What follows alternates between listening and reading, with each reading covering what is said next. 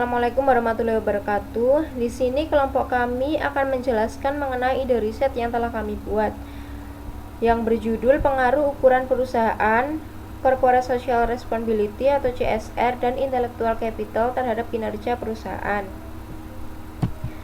Nah, untuk anggota dari kelompok 1 sendiri ada saya, Risma Puspitasari dengan NIM 052.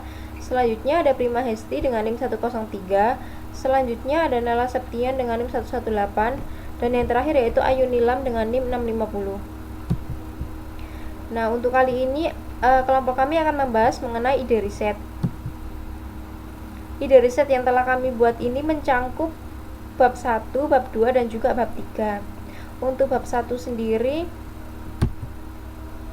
akan saya mulai dari latar belakang penelitian. Baik, untuk latar belakang penelitian, yaitu kinerja adalah istilah umum yang digunakan untuk menunjukkan sebagian atau seluruh tindakan atau aktivitas dari suatu organisasi pada suatu periode. Nah, semakin berkembangnya perekonomian ini yang diimbangi dengan persaingan yang begitu ketat dan kompeten, hal ini menuntut perusahaan untuk mengembangkan strategi perusahaan agar dapat bersaing serta dapat semakin berkembang. Nah, kinerja perusahaan diartikan sebagai kemampuan perusahaan untuk meraih tujuannya melalui pemakaian sumber daya secara efisien dan efektif, serta menggambarkan seberapa jauh suatu perusahaan untuk mencapai hasilnya.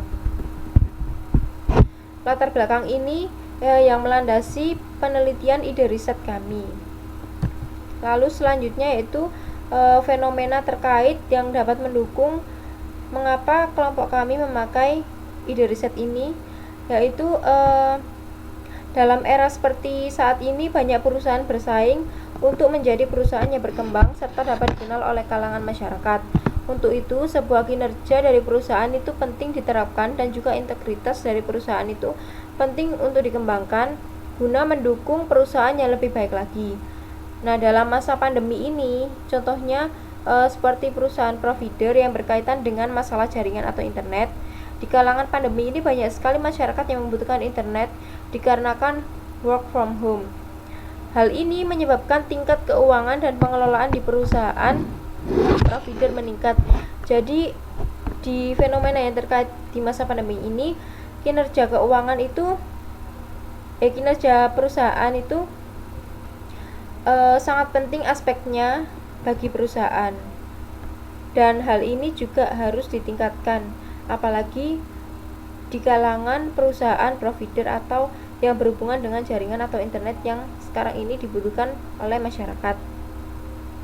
Nah, dalam laporan keuangan pada Bursa Efek Indonesia, perusahaan provider Telkomsel contohnya, dari 5 tahun terakhir yaitu tahun 2016 sampai tahun 2020 ini mengalami penurunan dan peningkatan yang signifikan terhadap laba yang diperoleh.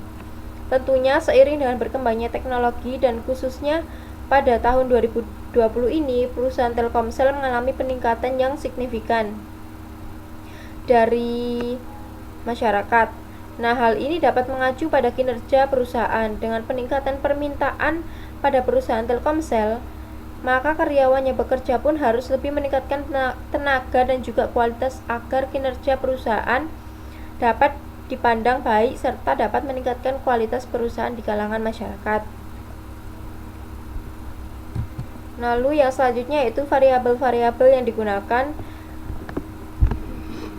ada 4, yaitu kinerja perusahaan. Nah, kinerja perusahaan ini merupakan variabel dependennya. Lalu untuk ukuran perusahaan X1 Corporate Social Responsibility, X2 dan Intellectual Capital, X3 itu adalah variabel independennya. Nah, untuk yang pertama yaitu variabel dependennya yaitu kinerja perusahaan merupakan kemampuan perusahaan untuk meraih tujuannya melalui pemakaian sumber daya secara efisien dan efektif, serta menggambarkan seberapa jauh perusahaan itu mencapai hasilnya.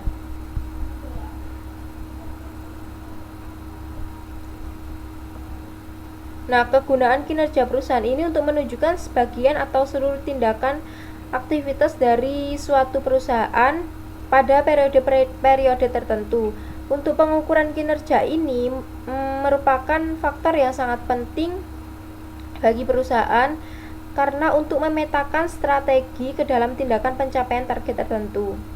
Nah, sistem pengukuran kinerja ini dapat dijadikan sebagai alat pengendalian organisasi karena pengukuran kinerja diperkuat dengan menetapkan reward dan juga punishment system.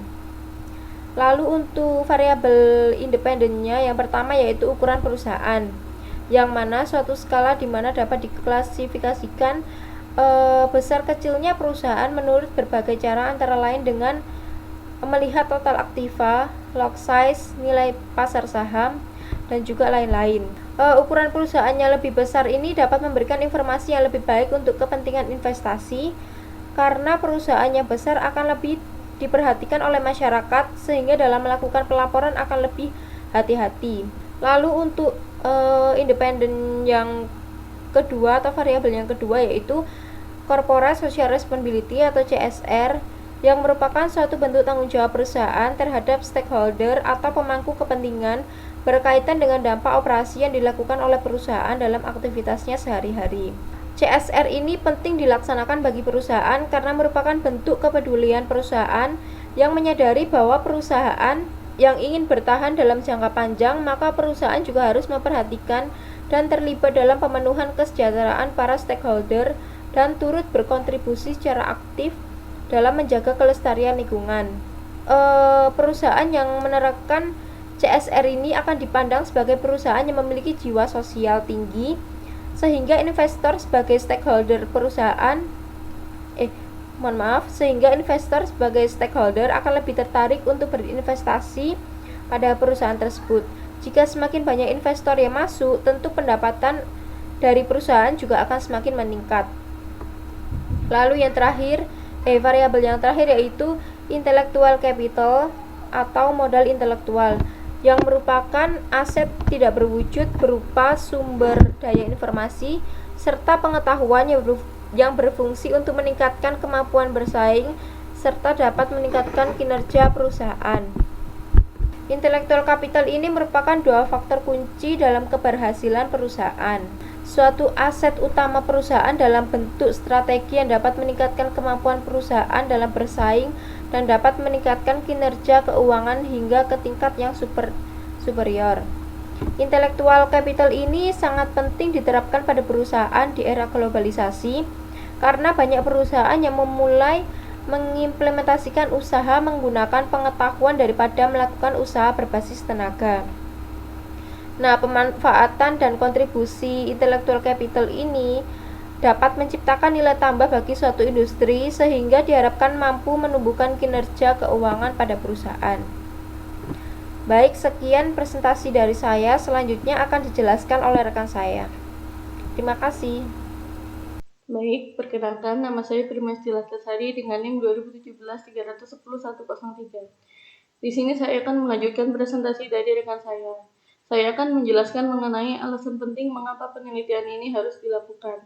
Alasan yang pertama yaitu karena peneliti ingin mengetahui pengaruh ukuran perusahaan, corporate social responsibility, dan intellectual capital terhadap kinerja perusahaan. Alasan kedua yaitu terdapat hasil yang tidak signifikan dari penelitian terdahulu mengenai pengaruh ukuran perusahaan, corporate social responsibility, dan intellectual capital terhadap kinerja perusahaan. Yang kedua yaitu perumusan masalah. Dalam latar belakang di atas dapat dibuat perumusan masalah sebagai berikut. Yang pertama yaitu pengaruh ukuran perusahaan terhadap kinerja perusahaan. Yang kedua yaitu pengaruh corporate social responsibility terhadap kinerja perusahaan. Yang ketiga yaitu pengaruh intellectual capital terhadap kinerja perusahaan. Selanjutnya yaitu tujuan penelitian. Yang pertama adalah untuk meneliti apakah terdapat pengaruh dari ukuran perusahaan terhadap kinerja perusahaan. Yang kedua yaitu untuk meneliti apakah terdapat pengaruh dari corporate social responsibility terhadap kinerja perusahaan. Yang ketiga yaitu untuk meneliti apakah terdapat pengaruh dari intellectual capital terhadap kinerja perusahaan. Selanjutnya yaitu manfaat penelitian. Dalam penelitian ini manfaatnya dibagi menjadi 3, yaitu kontribusi teoritis, kontribusi praktis, dan kontribusi kebijakan. Di dalam kontribusi teoritis, penelitian ini diharapkan bermanfaat bagi mahasiswa, agar mereka dapat mengetahui pengaruh dari ukuran perusahaan, corporate social responsibility, dan intellectual capital terhadap kinerja perusahaan. Yang kedua yaitu kontribusi praktis. Dalam penelitian ini diharapkan dapat berguna bagi pemerintah dan juga perusahaan. Bagi pemerintah, penelitian ini diharapkan dapat digunakan sebagai alat untuk melakukan evaluasi atau membuat kebijakan baru di dalam membuat kebijakan atau mengevaluasi mengenai kinerja perusahaan. Untuk perusahaan, penelitian ini diharapkan dapat menjadi sebuah acuan ketika membuat kebijakan mengenai kinerja perusahaan. Yang selanjutnya yaitu kontribusi kebijakan. Kontribusi kebijakan ini diharapkan dapat berguna bagi perusahaan di dalam membuat kebijakan mengenai kinerja perusahaan. Sekian presentasi dari saya, selanjutnya akan dijelaskan oleh rekan saya. Terima kasih.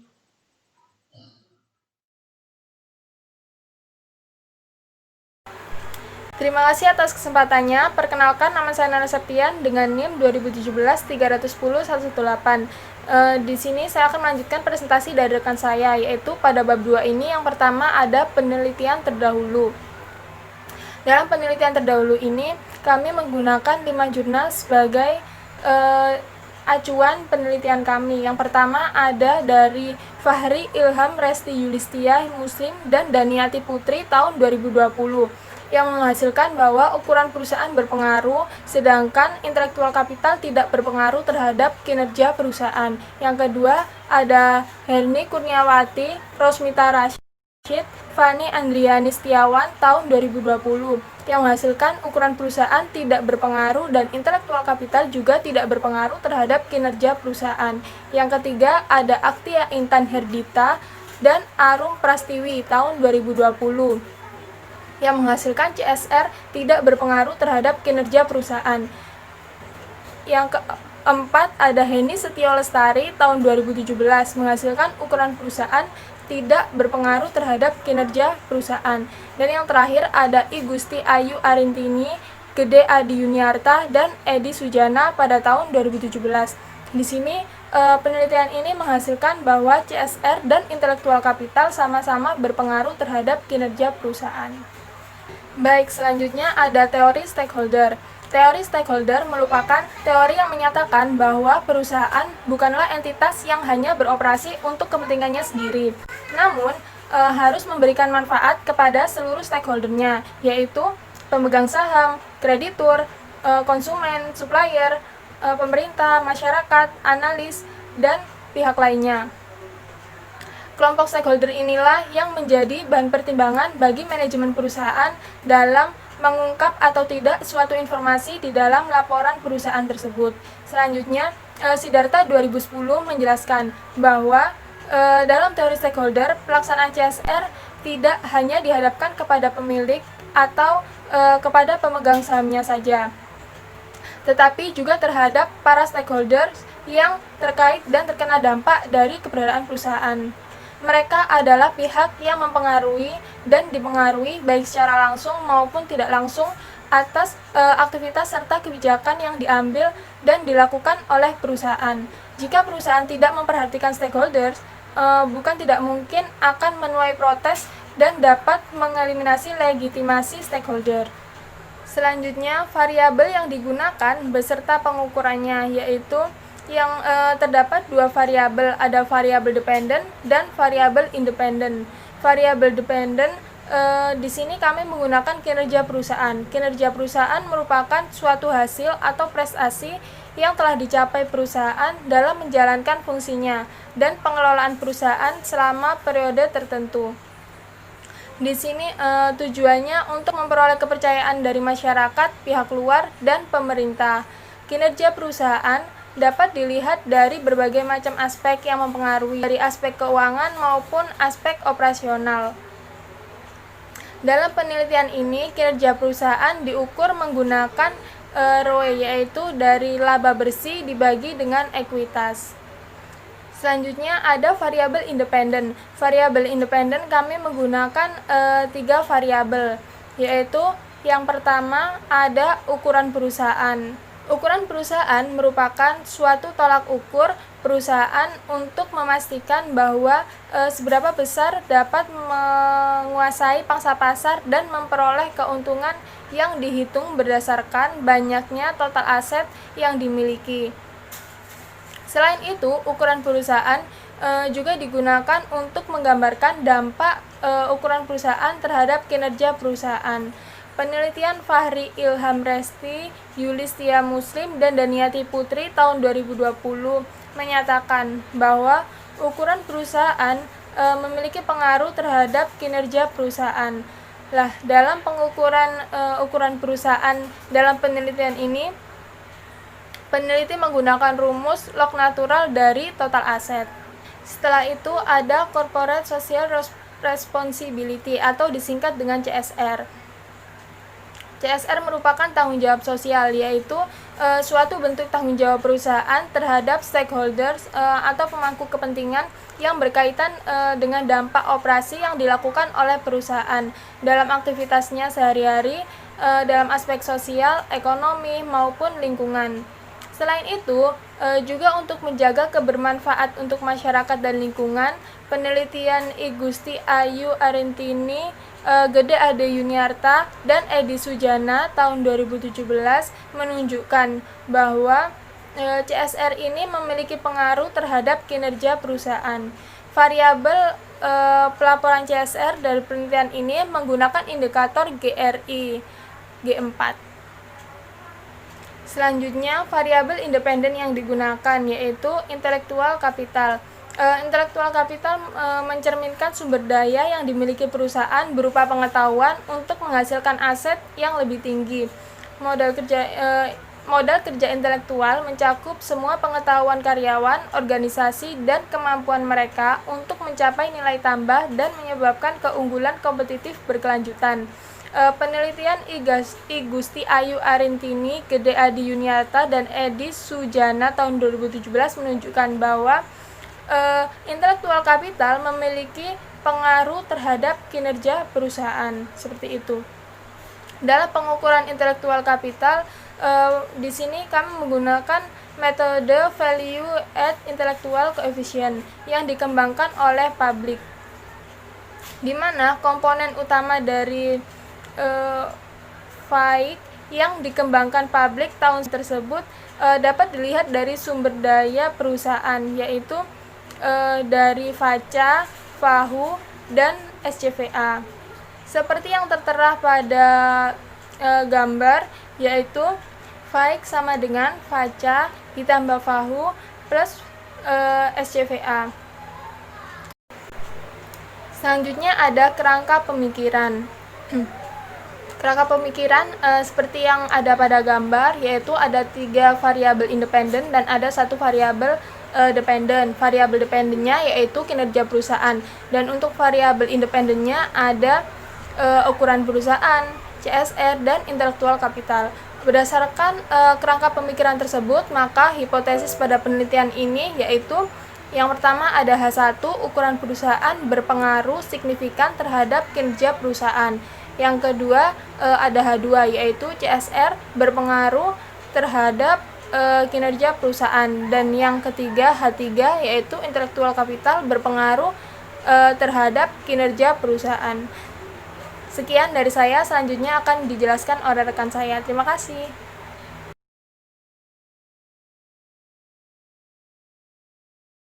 Baik, terima kasih atas kesempatannya. Di sini saya Ayu Nila Melestari dengan NIM 2017-310-650. Di sini saya akan melanjutkan presentasi dari rekan saya mengenai rancangan penelitian yang ada di bab 3. Di mana berdasarkan pada rancangan penelitian ini, penjelasan tentang jenis penelitian dapat ditinjau dari 3 aspek. Yang pertama yaitu berdasarkan tujuan penelitian. Berdasarkan tujuan penelitian ini merupakan penelitian deduktif, di mana yaitu kegiatan penelitian ini yang digunakan untuk menguji hipotesis atau pengujian aplikasi teori pada keadaan waktu tertentu dalam penelitian tersebut. Sedangkan yang kedua berdasarkan karakteristik masalah, di mana berdasarkan pada karakteristik masalah ini tuh merupakan termasuk ke dalam penelitian yang kausal, komparatif, yaitu penelitian yang akan menjelaskan sebuah rancangan-rancangan hubungan dalam perbandingan suatu variabel yang digunakan. Sedangkan yang tiga yaitu berdasarkan jenis data, di mana berdasarkan jenis data yang digunakan dalam penelitian ini tuh merupakan pada rumusan masalah, pada latar belakang penelitian, serta tujuan penelitian yang dibahas dalam penelitian tersebut.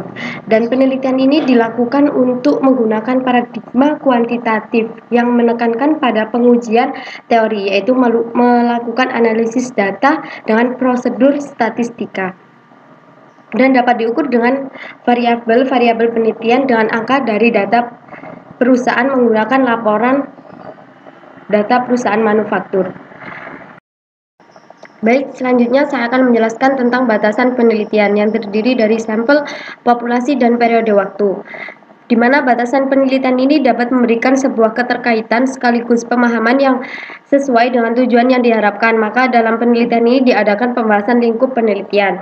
Batasan penelitian ini yaitu terdiri dari penelitian menggunakan 3 variabel independen, yaitu ukuran perusahaan, corporate social responsibility, dan intellectual capital. Dan peneliti juga menggunakan sampel dari data perusahaan manufaktur yang terdaftar di Bursa Efek Indonesia pada tahun 2015 sampai dengan 2019.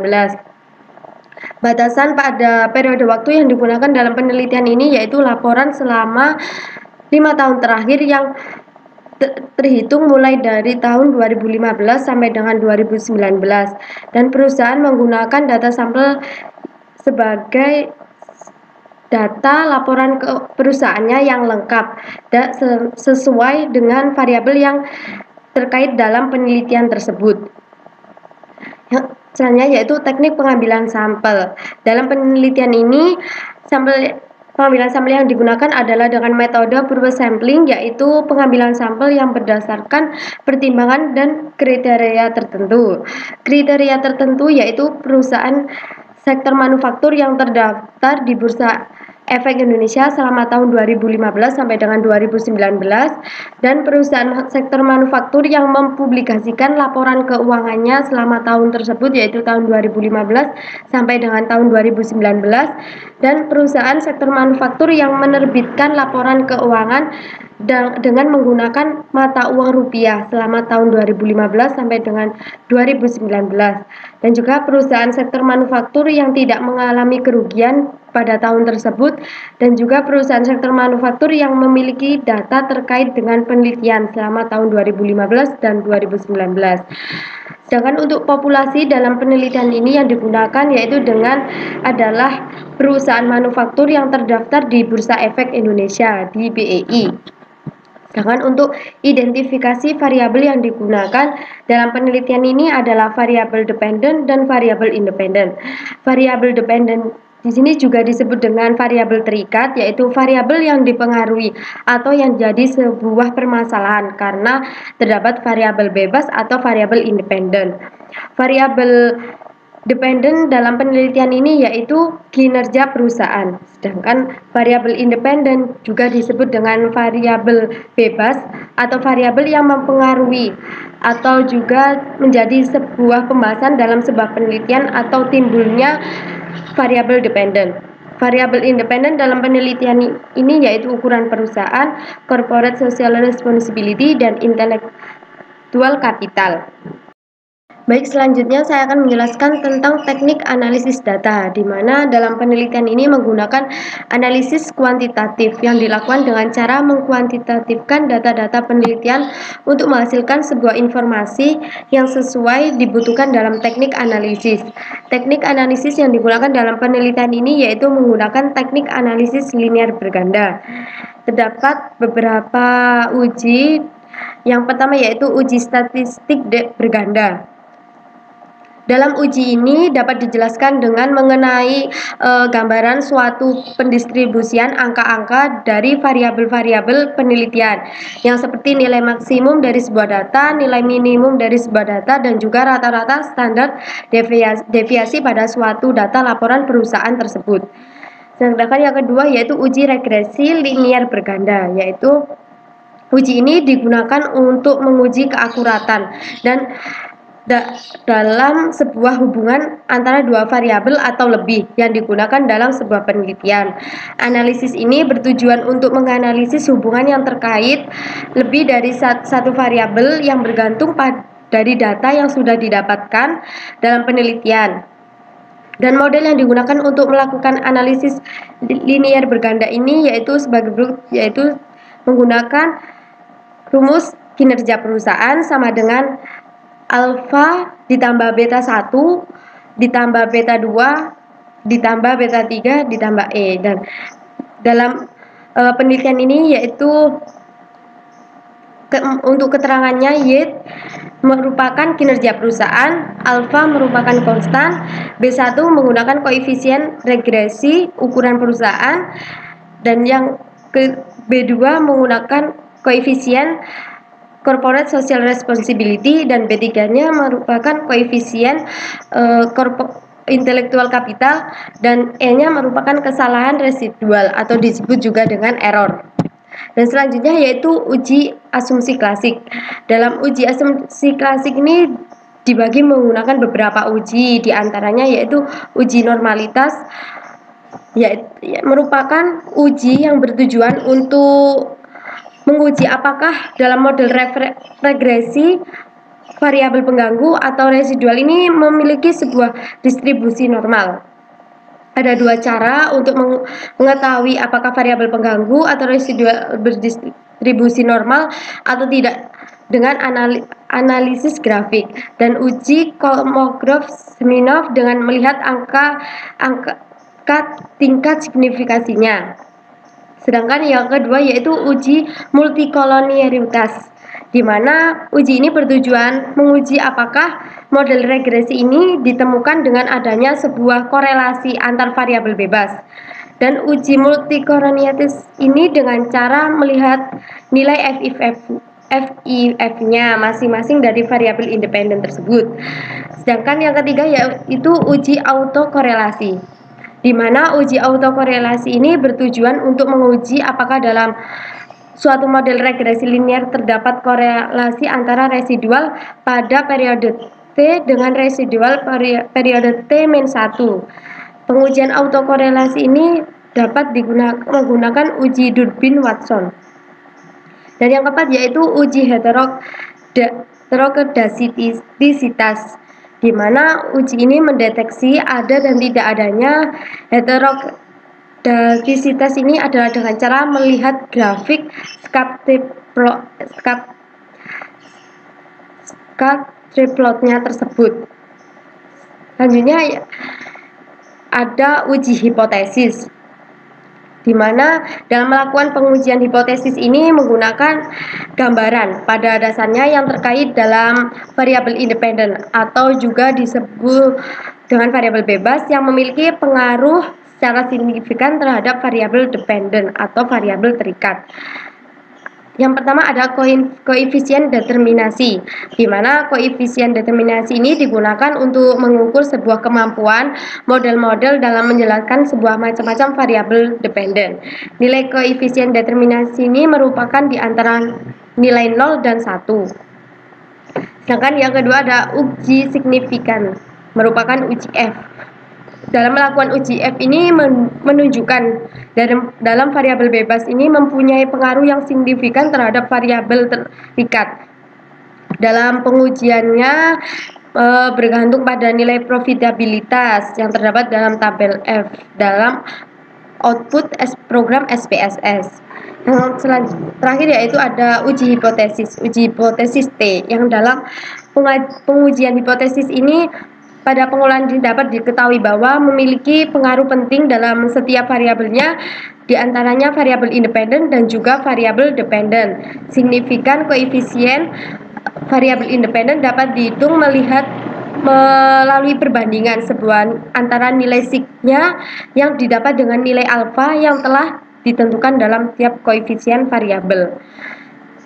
Baik, terima kasih. Itu saja presentasi dari kelompok kami. Mohon maaf apabila ada salah kata. Terima kasih.